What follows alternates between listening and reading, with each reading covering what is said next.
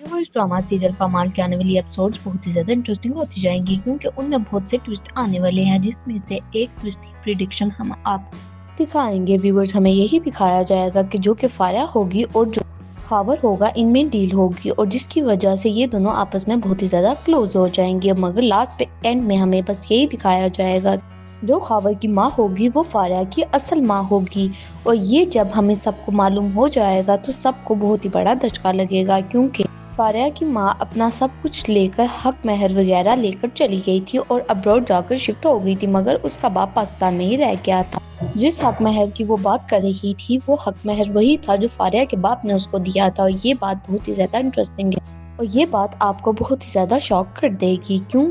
जब ये बात फारिया को मालूम होगी तो वो बहुत ही ज्यादा रोने लग जाएगी और अपनी माँ के पास जाकर सारे गिले करेगी और यही कह रही होगी,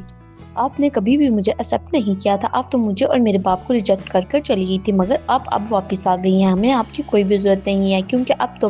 बड़ी हो गई हूँ और आपने मुझे रिजेक्ट किया था और सब मुझे अब सारी जिंदगी रिजेक्ट ही करते रहे हैं। और वो सारी स्टोरी कामयार की उसको सुना देगी कि कैसे कामयार ने उसको रिजेक्ट करके आयरा जैसी लड़की के साथ शादी कर ली थी और ये बात उसके लिए नाकाबिले बर्दाश्त थी। व्यूअर्स, हमें दिखाया जाएगा कि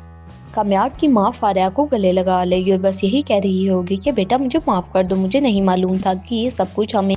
जिंदगी में मिल जाएगा, मगर जो कि मुझे सब कुछ मिल चुका है और अब मैं बहुत ही हैप्पी हूँ अपनी लाइफ में।